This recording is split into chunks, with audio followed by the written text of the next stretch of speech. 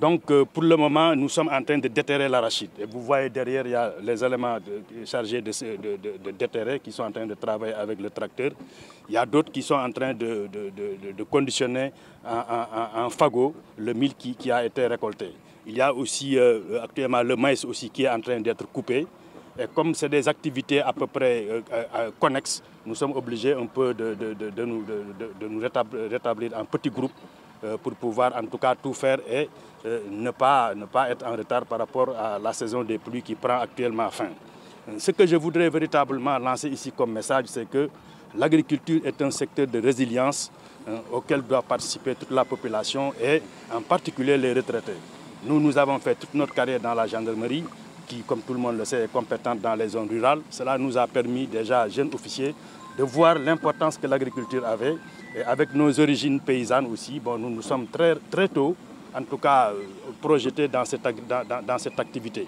Maintenant que nous sommes libérés du service actif, nous avons vraiment le temps de nous y consacrer à temps plein. C'est pourquoi j'exhorte en tout cas les plus jeunes, et surtout aussi les vieux de ma génération, en tout cas à s'investir dedans. C'est vrai que ça peut paraître comme une entreprise un peu difficile, mais il suffit de mettre la main dedans. Et comme on dit, bon, c'est comme un bâtiment, quand vous commencez, vous avez peur, mais lorsque vous faites R+3, vous ne savez même pas comment vous avez réussi. L'agriculture aussi, c'est pareil. Vous commencez avec un âne, mais si vraiment vous ne vous découragez pas, vous allez finir avec des tracteurs et vous allez pouvoir labourer beaucoup d'espace. Et cette souveraineté alimentaire comprend aussi des activités en amont et en aval. Mais les activités en amont sont en train actuellement d'être développées par le gouvernement. Parce que actuellement, nous avons reçu presque ici tous les groupements, chacun a reçu un tracteur. Normalement, le matériel additionnel doit suivre et est même actuellement en train d'être convoyé. Donc déjà, un groupement qui a un tracteur peut voir tous ses adhérents bénéficier en tout cas de labourage. Et tout le monde sait que bon, quand un terrain est bien labouré et que la pluie tombe, mais tout va se passer comme prévu. Et aussi quand les intrants sont présents. Moi, je suis agriculteur depuis 30 ans, mais ces 2 dernières années, non seulement les intrants arrivent à temps, parce que c'était la première difficulté à laquelle on était confronté. C'est-à-dire que vous partez jusqu'à un mois et demi, vous ne voyez pas d'intrants. Actuellement, avant même que la pluie ne commence à tomber, les intrants sont mis dans les sécos. Donc chacun peut faire sa commande et il n'y a pas de restriction. Il suffit de justifier d'une superficie cultivable au niveau du DRDR, du directeur départemental de l'agriculture. Il vous fait un petit papier, vous allez dans n'importe quel endroit, on va vous vendre ce dont vous avez besoin,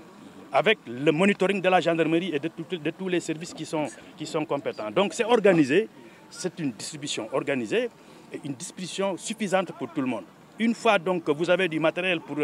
préparer le terrain, vous avez des intrants, vous avez du personnel, mais ce qui est sûr, c'est que si la pluie arrive, bon, vous avez tout ce que vous voulez. Donc maintenant, ce qui restera, c'est peut-être de développer aussi,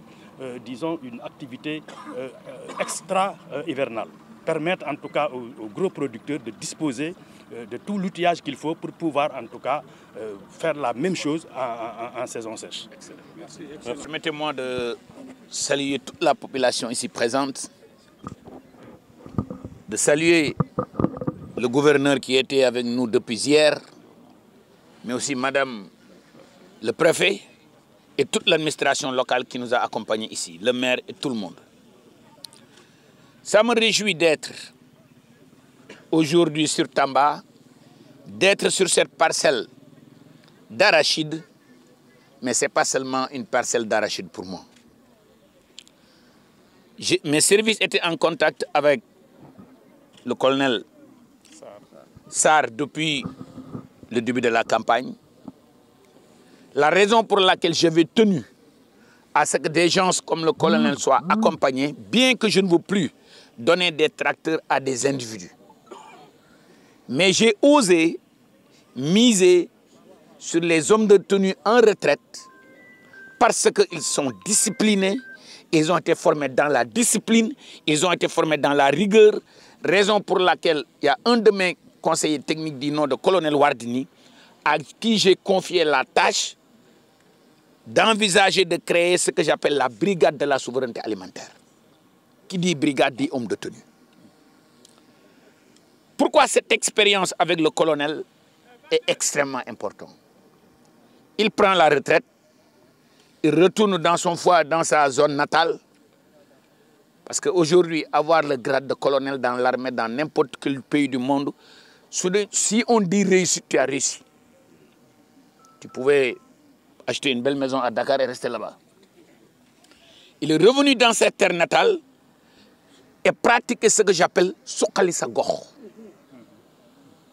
Être un rôle modèle dans la société, exploiter une 50aine d'hectares, mais dans son message, il a dit quelque chose de très important. Il faut commencer par Mbam, commencer par Fas, il y a un tracteur. C'est vrai. Son Excellence le Président de la République et le Premier ministre, à travers le soutien record du budget de 120 milliards et de 130 milliards, nous ont permis d'accompagner des agri-djambars comme ça. Avec le brillantissime travail que le directeur du matériel DEMER est en train de faire. DEMER, au passage, on vous remercie, on vous félicite. Vous, le directeur de l'agriculture, le secrétaire général et le ministre secrétaire d'État, parce que les équipes du ministère sont en train de faire un brillantissime travail sans pour autant oublier le DRDR, le SDRDR, ISRA, ANCAR, pour l'encadrement, pour vous dire que c'est le package du ministère qui a délivré ce genre de résultats. J'avais dit que je n'ai pas encore parlé de chiffres depuis que je suis rentré, depuis qu'on a commencé la campagne. Monsieur le gouverneur, j'ai le plaisir de vous dire que cette année, les équipes ont fait les enquêtes, les équipes ont fait les estimations de l'ensemble des surfaces emblavées. Pour l'arachide, nous allons dépasser très largement la barre des 900 000 tonnes. J'avais dit que l'année 2024 était notre année zéro. Parce que moi, je ne fabrique pas des statistiques. Je laisse aux équipes techniques de faire leur travail. Et mon travail en tant que ministre, ensemble avec mon secrétaire général, ensemble avec mon secrétaire d'État, ensemble avec mon directeur de l'agriculture, ensemble avec ISRA, ensemble avec DEMER, c'est de nous mettre sur le travail et de favoriser les conditions pour que ces braves agri-djambars nous délivrent les récoltes. On ne fabrique pas des récoltes dans un bureau. On ne fabrique pas des récoltes sur des plateaux de télévision. On fabrique des récoltes en assurant que les semences certifiées en quantité et en qualité sont distribuées aux endroits, en s'assurant que l'engrais est distribué en quantité et en qualité. Et vous avez vu cette année,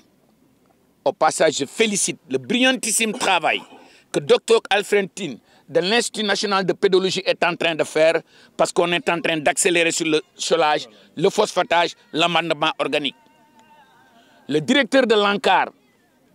est en train de concevoir des packages pour accompagner les producteurs.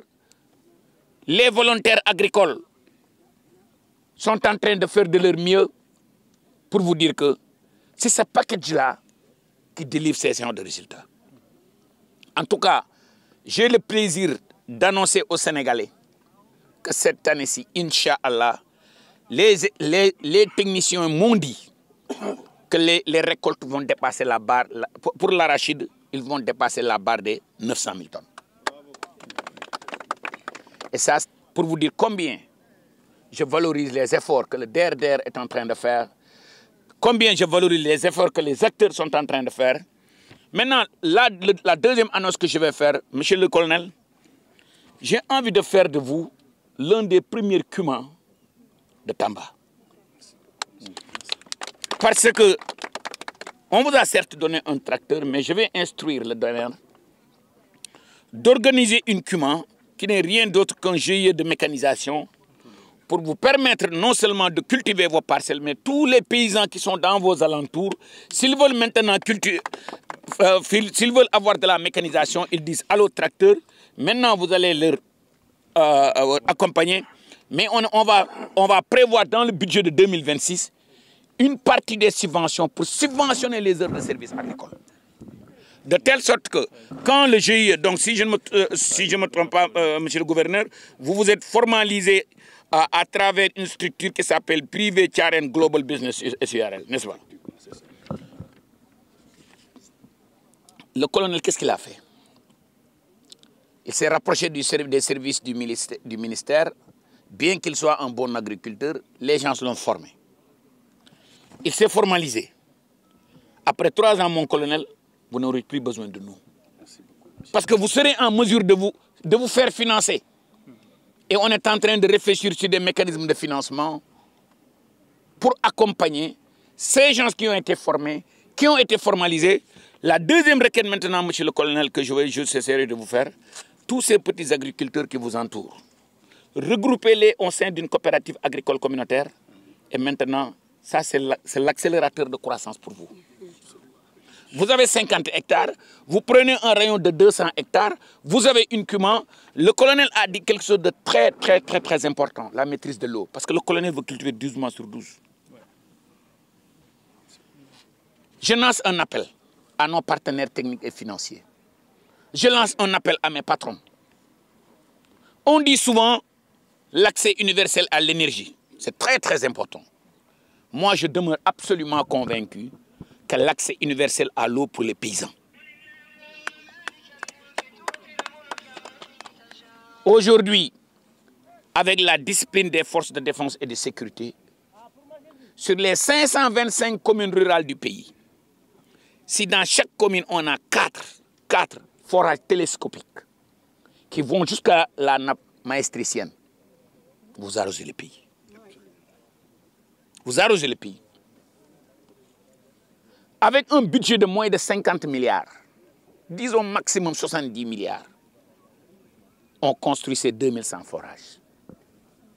Peut-être c'est le prochain défi à prendre. Et je sais,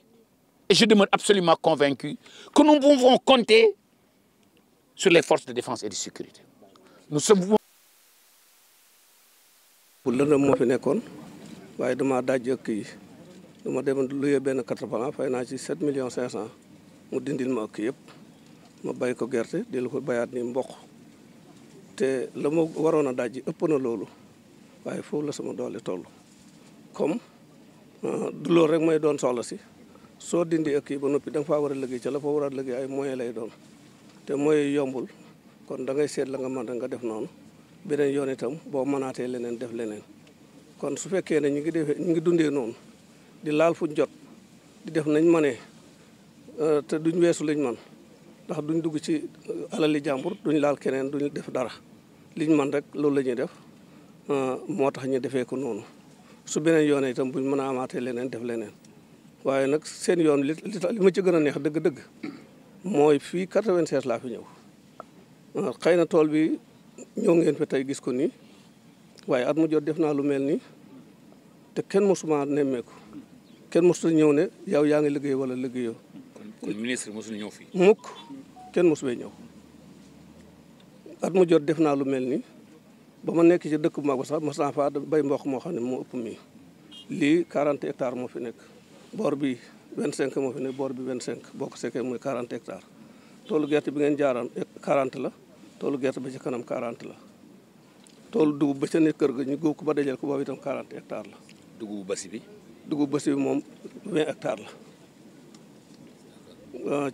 ceeb dama ci wut tuuti rek essayé ko bay ko tuuti kii gis na ko der gis na ko waaye loolu lépp defuma ko woon pour ngeen ñëw di ko xool wala defuma ko woon ngir nit ñi ñëw di ko seetaan déedéet dama war a liggéey di liggéey ndax fi ma bokk. ak ñi may roy ak ñi may yàlla booleel ci waa kër Sëñ Touba li mu am lépp ci liggéey la ko amee te yoonu murid lii dundal réew mi ci la bokk ndax liggéey moo koy dundal moo tax man liggéey laa gëm moo tax may liggéey bii may liggéey su may liggéey nag liggéeyu ma ngir ñu koy nettali liggéeyu ma itam ngir ñu ñëw di ko xool ak naan ma jàmbaar nga ak yaa fi def lii loolu taxul dama ànd ak sama njaboot rek ñu jàngal Xuraan ñu tër bi ak samay bokk ñu ne fi di liggéey lépp lu ma ñor li ci dugub dama koy lekk wala ma maye ko wala ma saraxe ko mosuma jaay dugub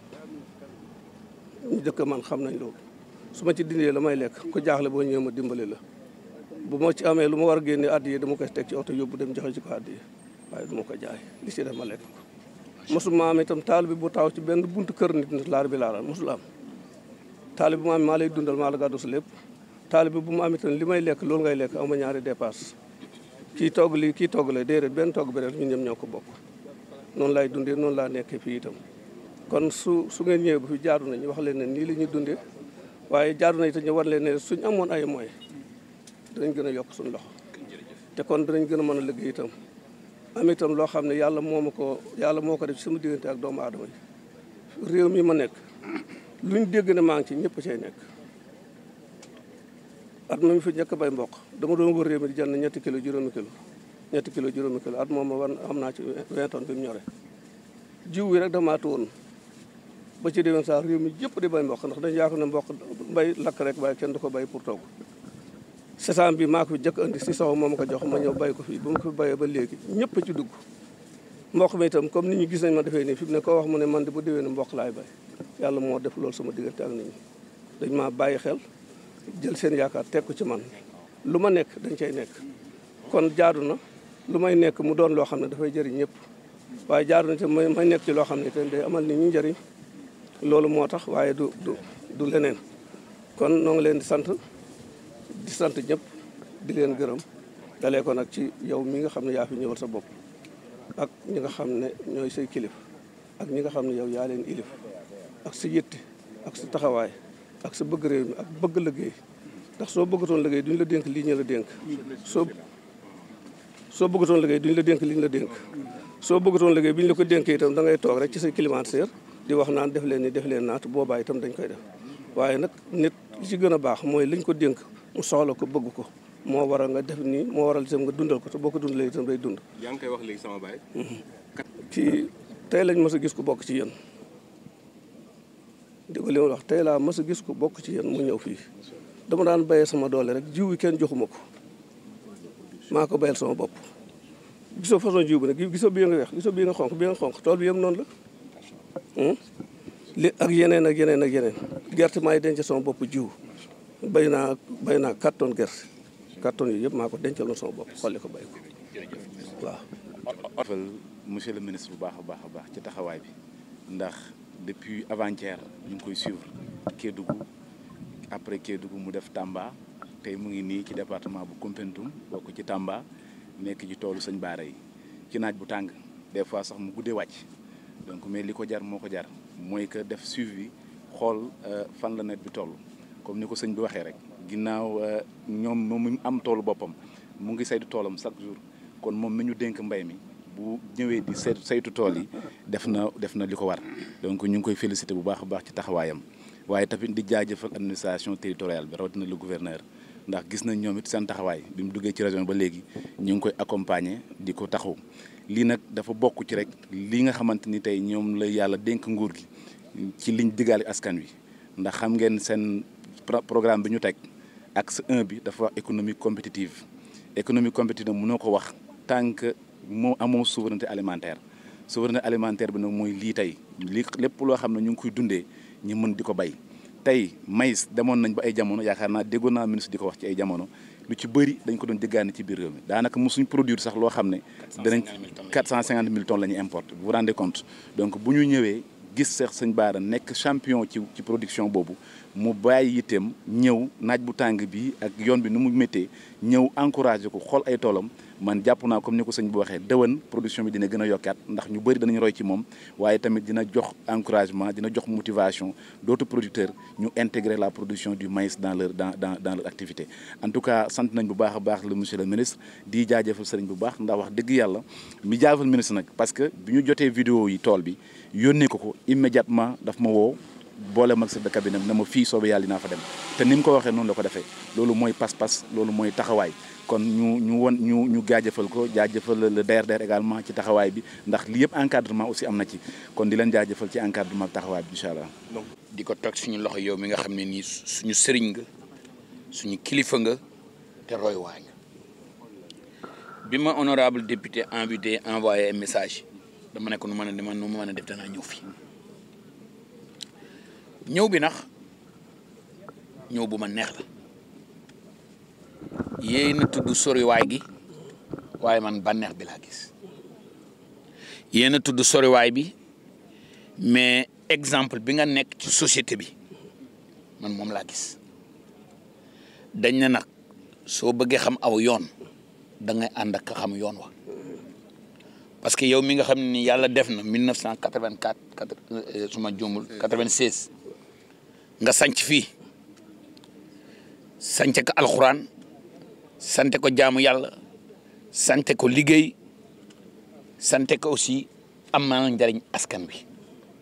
parce que yàlla su la baaxee ba lépp looy def nit ñi roy ko te man li ma bëgg son excellence le président de la République bëgg ko premier ministre bi bëgg ko nga nekk ci te macha allah nekk ci jàmbaar lool su ma bëggee aw yoon bëgg réussite damay roy ci yow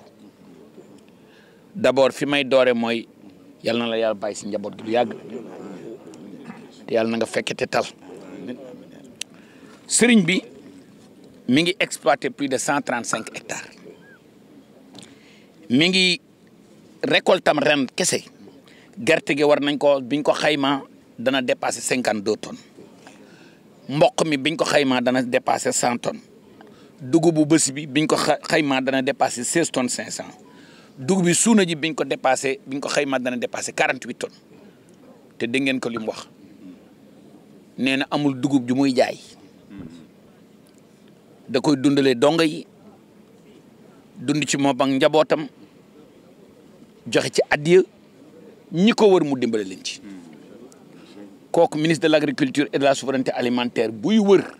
kooku ngay wër sëriñ bi ndax ñu lay jaajëfal kenn du digal sax sa kilifa waaye nag bés ni ki tey dama laa def doom dama laa def papa te ñaan la nga def ma doom te doom day jëriñ waajur honorable dama bëgg nga liggéey ak DRDR bi ak les services ñu defar une coopérative agricole communautaire boo xam ne nii sëriñ bi mooy nekk centre bi. loolu mooy li nga xam ne nii son excellence le président de la République ak premier ministre bi ñoo ngi tëggaat ñoo ngi réviser les politiques agricoles ba nga xam ne ni jàmbaar yu mel nii man ne ñun ay baykat lañu xam nga tey jii su honorable wanu ma woon lii ba ma gis ko dama naan moom la baykat la comme baykat yëpp mais non seulement dafa nekk baykat non seulement dafa nekk agri jàmbaar mais dafa nekk un rôle modèle en tout cas yal na la yàlla bàyyi si kanam njaboot gi te jàppal ne luñ ci mën ak luñ ci mënut danañ ko ci def dañu ne ministre bi dina sonn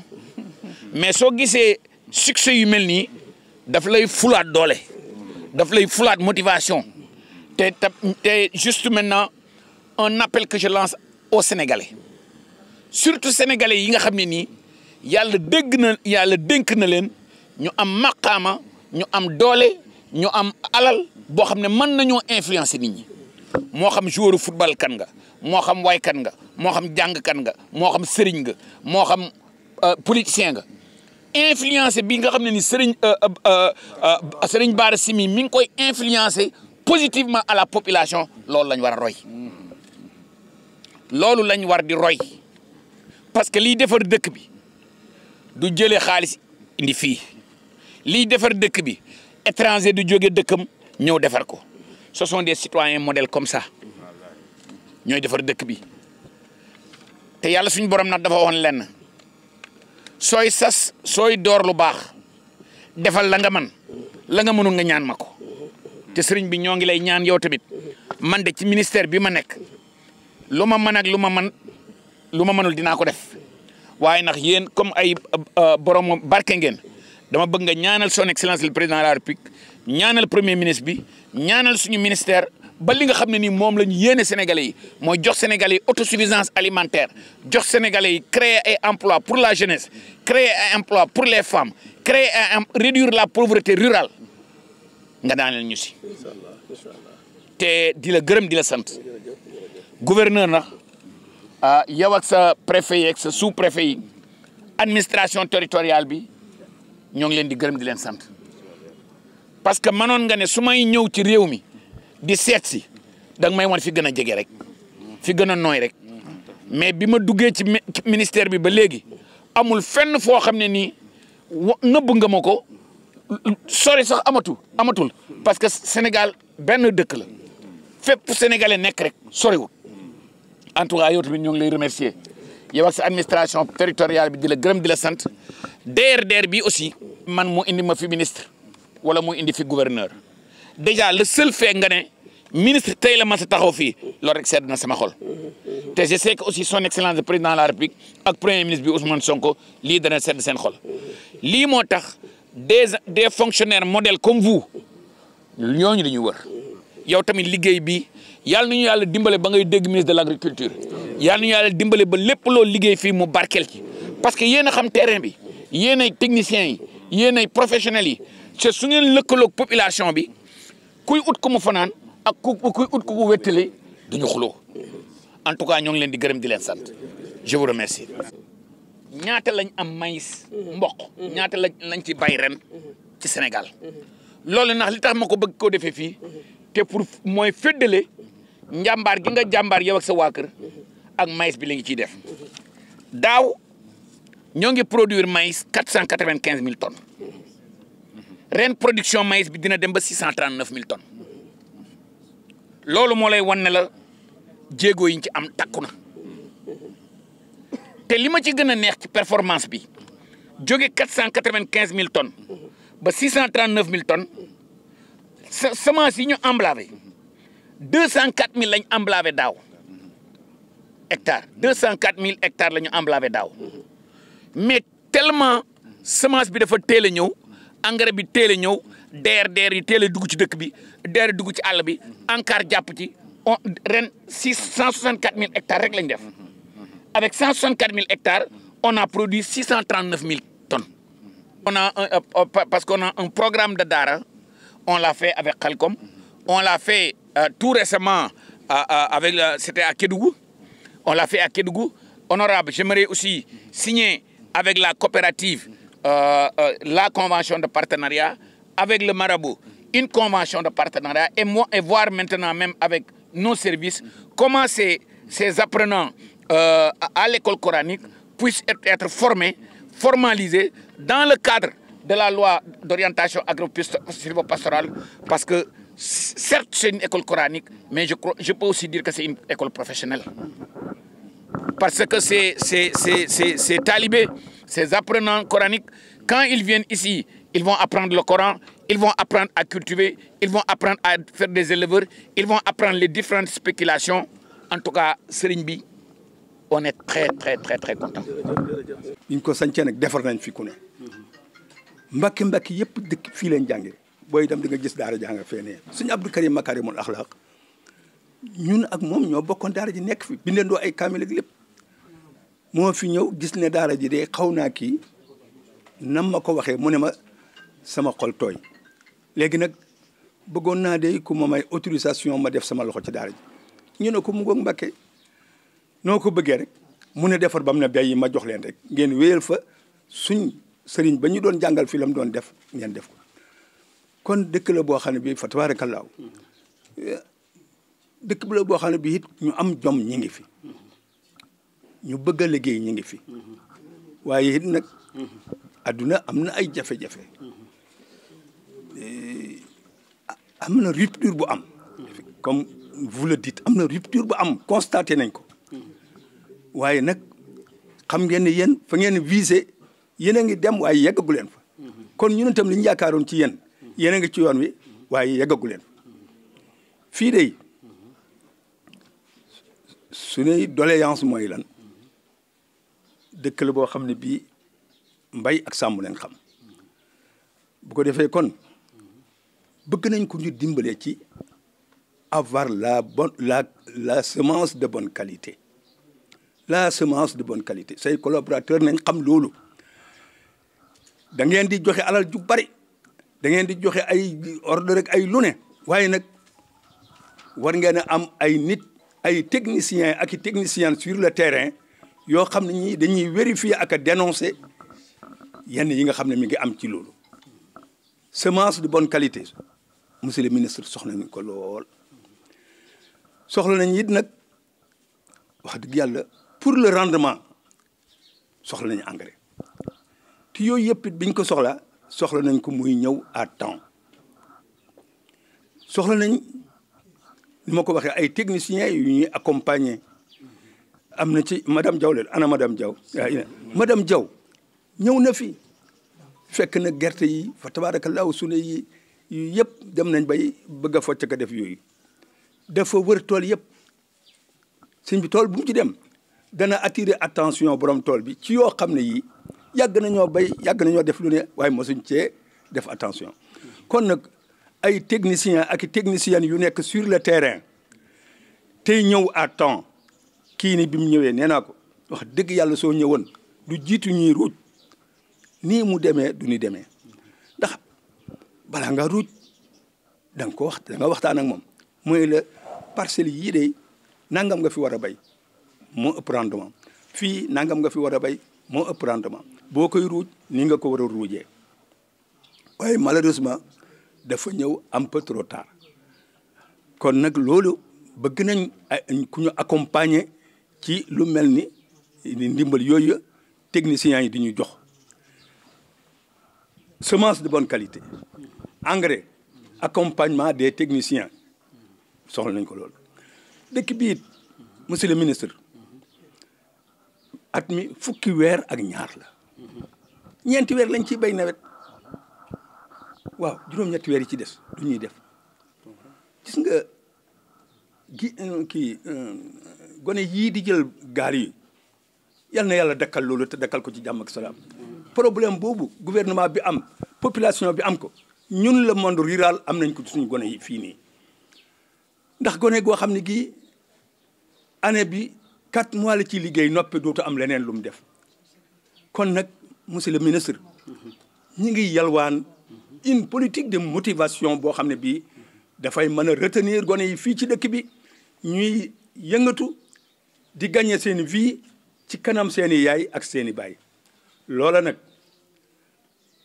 maraîchage ak yeneen ak yu mel noonu yaa ma ko gën a xam technicien nga pourquoi on vous a choisi mooy ne xam nga baax terrain bi xam nga yëpp waaye nag yal na la yàlla baaxe ay collaborateurs yoo xam ne yii ils ont la même volonté que vous yëf yaa ngi ñu ngi sant yàlla de y a une rupture l'espoir est tellement grand waaye nag gis nañ ne wax dëgg yàlla mën naa gën a gaaw mën naa gën a yaatu te demeewu ko xam nañ it les conditions très difficiles yi ngeen jotee réew mi xam nañ ko lu ngeen def nii rek jéego bu ngeen dox su fekkoon ne demeewul ni ngeen ko gisee nii man ngeen a dox fukki jéegoom loolu moom on est conscient de ça waaye nag du tee moom daw fas lu mu daw ñu làbbali kon daal ñun bëgg nañ ku ñu dimbale ba gone yi man di yëngatu ci noor bi ci pegg seen yaay ak seen baay yi di gagner seen vie loolu it day lu am solo lay doon ndax tukki bi li ngeen ci wax rek dugg ci bateau yi y a trop de risques bu ñu yeggee it ñu bari xamuñ ñu demee te bu ñu yeggee daañu xam ne du ne yegg rek ramassé la kon fii it gone yi dañuy dem Dakar dañuy dem Touba dañuy dem Kaolack dañuy dem Thiès dañuy dem Mbour fu ne dañ fay dem te am na loo xam ne lii suñu ci yàlla dimbale woon ak seen dimbal bañ mën koo am fii li ñuy amee fii moo ëpp fuuf te nag changement de jikko yeeg yooyu yëpp du ci am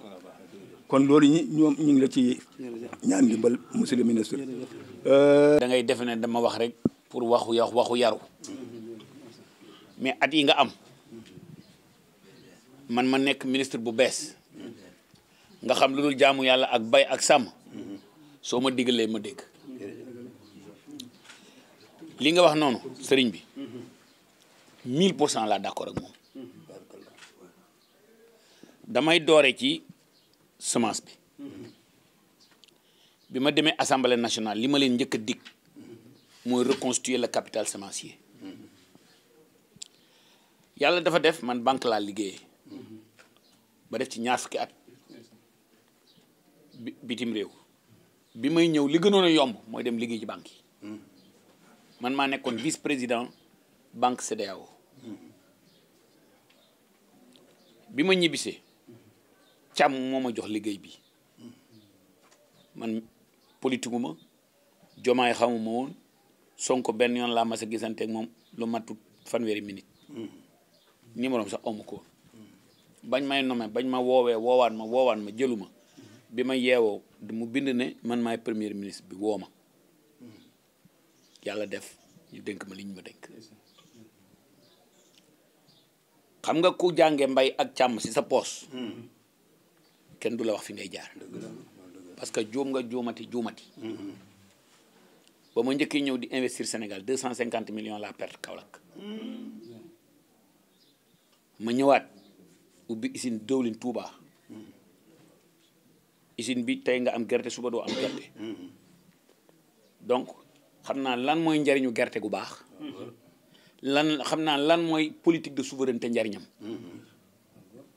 ba may am juróom-ñaari at laay omatal sama nijaay damay jóge vacances Dakar dem omati gàdd cofeel ba ma am ci dëkk bi ba lépp lu mu am ma tudde ko gàdd jaañ foofu la jóge en tout cas sëriñ bi engagement bi nga xam ne nii moom laay jël ci Sénégal yi mooy lu ma mën ak lu ma mënut ak sama équipe bi lu ñu mën ak lu ñu mënut dinañ ko def ba reconstituer le capital semencier amin deuxièmement engrais bi saa bu dee du feet boppam te Sénégalais yi kenn mënut leen naax 130 milliards la ma gouvernement bi jox crédit de campagne ba ñu amee indépendance ak léegi kenn mosu fee distribuer 105 000 tonnes de NPK mëstam du ma ne nag 100% bi yëpp egg na ci nit ñi mais li ma la mën a waatal mooy plus de 90% bi egg na ci nit ñi te dama koy saytoog directeur de l'agriculture andi ceeg gouverneurs yi préfet yi sous préfet yi force de défense et de sécurité lu nit jubal am ñuy dënga donc da nga am da nga wax lu am solo sëriñ bi te dama la koy bëgg a wanal ne lii ngay gis nii ay machine foreur la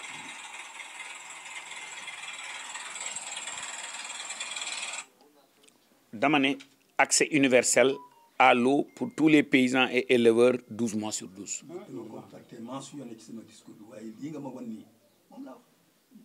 mooy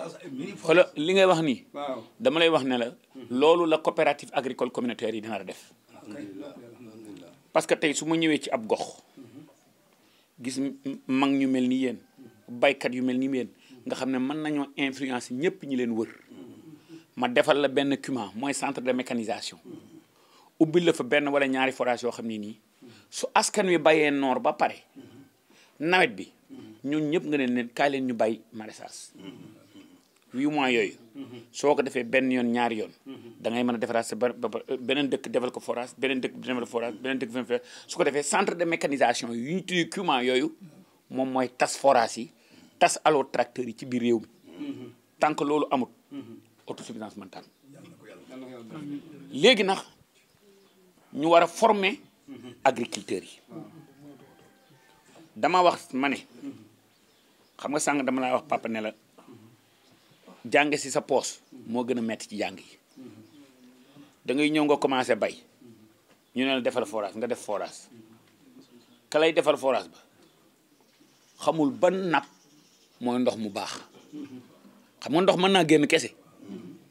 mais sooy def maraîchage conductivité électrique bi ndox mi war a am bokkul ak ndox sooy naan wala ngay bay beneen mbay moo gis qualité ndox mi dafa baax soo demee nag ba jot ndox mi damay wax souvent ma ne doomu aadama xarañ koo xam ne fa pétrole nekk fa gaz nekk ay kilomètres ci suuf mu jëli ko ndox mi Sénégal foo bay 500 mètres 600 mètres jot ndox donc priorité lañ ko defut woon son excellence le président Abdou Diouf amoon na benn démarche bu mu lancé woon dañ ko doon wax naan monsieur forage madame moulin loolu suñ ko accéléré woon tey jii duñ toll fii nanga ma baal si waxin bi 89 milliards ku ko dépense si benn programme tracteur te usine tracteur amu fi nga xam ne njuumte am na 20 ans yi passé plus de 200 et quelques milliards investir nañ ko ci ay jëndum tracteur te usine tracteur bu baax amu fi loolu nag papa lañ bëgg a jubbanti suñu former agriculteurs yi formaliser leen en coopérative agricole communautaire li tax formalisation boobu am importance tey jii koo woo tracteur lay wax mënumaa dëkk benn dëkk ku nekk ma jox la tracteur donc suñu ñëwee fekk ñu mel ni yéen nga xam ne ne leen jëlal ñu benn rayon 300 hectares yéen rek yàlla dimbali nañu ba presque da ngeen bay ay 100 hectares 100 et quelques hectares donc su ngeen jëlee ay téeméeri ak ñaari téeméeri baykat yu leen wër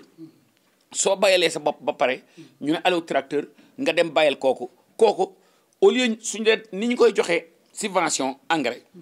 jox ko subvention semence jox ko subvention produit phytosanitaire noonu lañ ko joxee subvention la muy labourer su ko defee mbay mi yow tey jii soo doon bay fukki hectare mën ngaa bay ñaar fukki hectare parce que dañ koy mécaniser léegi aussi dama bëgg introduire ay contrat programme yow su dee engrais dama lay jàppale semence dama lay jàppale encadrement ak encadre dama lay jàppale DPV liy faj meññ dama lay jàppale mais loolu war naa su jaay jotee ma xam fooy jaayee léegi contrat programme yooyu suñ ko defee ak groupe producteurs yu mel nii yéen ne leen kat boot leen ay nit boole leen seen kuréel su ko defee yow da ngay commencé def reproduction semence dama lay boole ak ISRA ngeen def ay contrat xam nga koy defaral sa bopp doo dëngal su dee yow xam nga ne semence bañ lay jox pour nga reproduire ko soo ko reproduire ba pare da nga koy defar ba mu baax nga denc ko parce que say dëkkandoo nga koy distribuer waat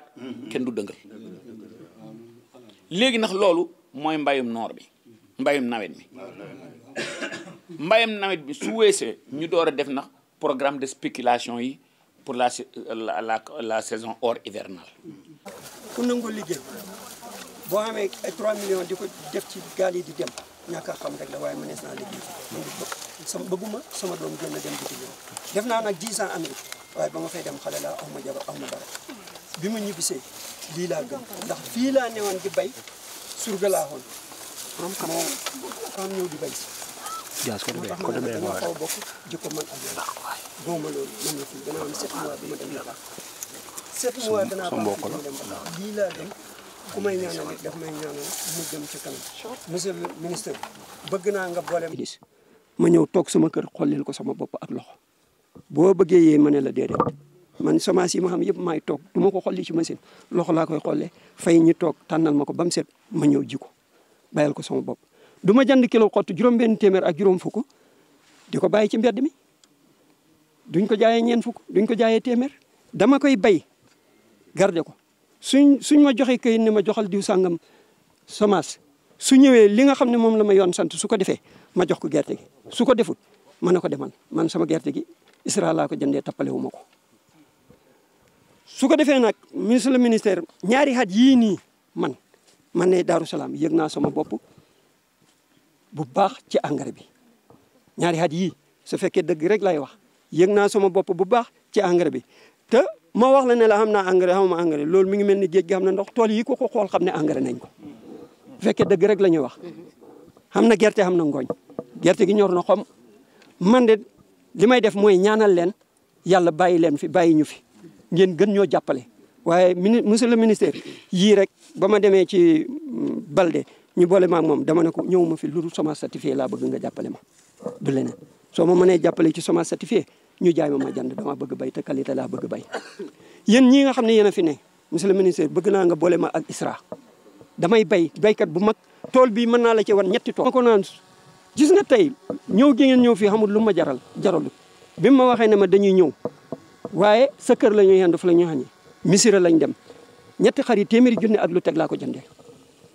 dem yu ñu mat démb ba léegi oto baa ngi dem ku njël ko ñëw duggi def lépp moo tax biñ ma waxee ne ma du ngeen mën a añi ca kër ga loolu du mën a ne monsieur le ministère damaa jënd ay xar ñu afro ko jënd ganaar yoo xam ne du ganaar yi 40 souris yi dégg nga maam ñu defar lépp jëndal leen lépp li ci war ma def ci lu jege 1 million ñu ne doo añi da nga dem ci sama kër nga añ door a dem loolu mënta ne parce que ba mii moo ma wax ne ma téeméeri nit lañ d'accord léegi théoriser coopérative agricole communautaire yi dama jànge ci yoon bi lenn xam nga ñi am ay 150 hectares 500 hectares ñoom laay def ay kak baykat yu ndaw yi wër leen yëpp ñu yóbbaale leen. am na lu mu waxul aussi. non dafa ndànk rek parce que l'international sànq bi ñu jógee kër sëñ Baara si ki sant si jaaraat fii dugg fii dama ne EG il faut ñu ajuster tuuti ni ñuy créer kag yi am nañu accélérateur mooy ñii lii kag la déjà 500 hectares kag la dañu naan lu tilim kenn du ko fóot ci mbooloo su may waxtaan ak sama technicien yi ay soo leen waxee 30 40 50 hectares sax commencé nañu hésiter yéen a ngi 500 hectares te man foofu laa bëgg dem en tout cas. parce que bu leen ko ba waxee du leen ko. en tout cas amoon jot ñu dem ci mboq mi dem ci gerte yi. en tout cas instant damay lancer un appel aux Sénégalais am na loo xam ne instant yi eggu fa ci waxam ku teel a ñàkk ay waajuram la ku teel a ñàkk ay waajuram la fekk matul dal jàng liggéey fulla ak fayda comme tous les jeunes sénégalais peut-être yi yaakaar ne bitim réew la mbir mi ne mu dem ba def fa 10 ans dellu si 500 hectares ku dul jàmbaar doo ko bay 500 hectares ku dul jàmbaar doo ko bay mi ngi bay gerte 150 hectares te di def nax li Sénégal yi soxla di reconstituer le capital semencier base mi ngi ciy def 20 hectares R1 mi ngi ciy def 75 hectares R2 mi ngi ciy def 150 hectares mboq mi 150 hectares sorgho 100 hectares ñebbe bi R1 bi mi ngi ciy def 4 hectares R2 bi mi ngi ciy def 103 hectares soo ko totalee semence rek base bi 20 la R1 bi 79 la R2 bi 503 la donc soo ko boolee presque 600 hectares la Insa di bay donc Demer yow ak DEA ISRA ANCAR dama bëgg le plus rapidement possible ngeen constituer benn coopérative agricole communautaire ci déet mu def école de formation te loolu lépp coopérative bi une coopérative de 1000 hectares doit être en mesure de faire des chiffres d'affaires de 3 à 4 milliards 1% 300 millions la xanaa nax gox boo liggéeyee 3 milliards wala 4 milliards 1% ba mën nga koo génne asaka def ko benn yoon ñaari yoon 600 millions léegi nga am fi hôpital te jarul ngay woo gouvernement dafay defal nit lu mu mënut mais Essa mii mi ngi ci yoon li ñu fi wax li ñu fi mébét yàlla nañ commencé bisimilahi rahmaani rahim eggal alhamdulilah léegi foofu laay tëjee waxtaan merci. yaakaar naa bu ñu gën a dimbale ba allo tracteur am ribo am Fass Cekkeen am fu si ne rek département bi ba région bi béykat yi man di lëbëre seen tool ci 15000 francs wala 10 000 dana leen gën a mën a dimbale comme ni nga ko waxee wax ji du jar muy gudd xam nañ seen xataay ndax xam nañ seen calendrier ndax yéen a ngi dese màkk yopp yéen a ngi dese malem waaye nag suñu amoon temps bay jël ñun lépp ñu ngi koy wax ci turu béykat di la sant di la gërëm ndax xam naa nit buñ ci xamee benn xam nga fukk ndax maag yow jaar nañ fu bëri wax dëgg yàlla indi nañ nga am sa yéene di ñu wan sa activité li nga xamante ne la monsieur le ministre am dama naan ministre boo xamante ne boo ko amee nga xamante ne chaque jour mu ngi ci terrain bi di daw kooku dafa laa war a motiver pour nga gën a mën a liggéey ndaxte man wax dëgg yàlla dama lay rusawoo sax ndax heure bu nekk yaa ngi ci coono kon nag ñun dañoo war a góorgóorlu ba capital semencier bi ñu mun koo taxawal loolu mooy suñu ndam ñun tous les opérateurs bu nekk Sénégal suñu ndam du xaalis du leneen mooy fexe ba capital semencier bi ñu fexe ba loolu ñu atteindre objectif boobu. te wolof yi dañu ne su la nit defalee lu baax suñ gor ñi taxawee te waxoo ko sax mbaax des na ma jama mii daaw Medina yore fula dafa am benn 600 ba 1000 tonnes bu fa desoon ci gerte baykat yi di jooy ne gerte gi des na man ak moom bu suñu xamante mu woo ma par l'intermédiaire d'une personne mu ne wax ma fu gerte nekk Sénégal ma jëndi ko donc maa ngi la ciy gërëm te ba ma koy waxal ba ma koy defal peut-être man maa jëloon décision avec l'ensemble des acteurs ne dañuy tëj paiement Sonacos bi xawoon yeex tuuti gerte gi desoon ay petite poche moom mi moo ko lijjanti dem mi tamit dafa maa defal lu baax dama taxaw ci kanamu député yi ne sama premier objectif mooy ma reconstruire le capital semencier man xaw ma ko woon mu wooma ma jël mu ne xamoo ma dama la bëgg a gis mu xat sama kër laa ko recevoir li may wax nii sama akulaay taala laay wax c'est l'un des premiers opérateurs bu may wax ne man lépp lu lewut bëgguma ko ma ne ko dama bëgg a def sama objectif mooy reconstituer capital semencier mu ne ma utal ma suuf ma bay balaa may ut suuf am na suuf yàlla bàyyiwu ko mu ñëw fii di topp ci fas yi di ma wan ma boole koog directeur ISRA mu dem jënd semence am. priorité numéro 1 amul kenn ku bëgg a bay te amoo ndox donc suñu bëggee bay 12 mois sur 12 il faut ndox am ren ji gis ngeen ko yàlla suñu borom ji taw na donc reconstitution du capital semencier maîtrise de l'eau former formaliser financer les agriculteurs damay remercier fi may daanelee aussi mooy remercier tous les opérateurs ici présents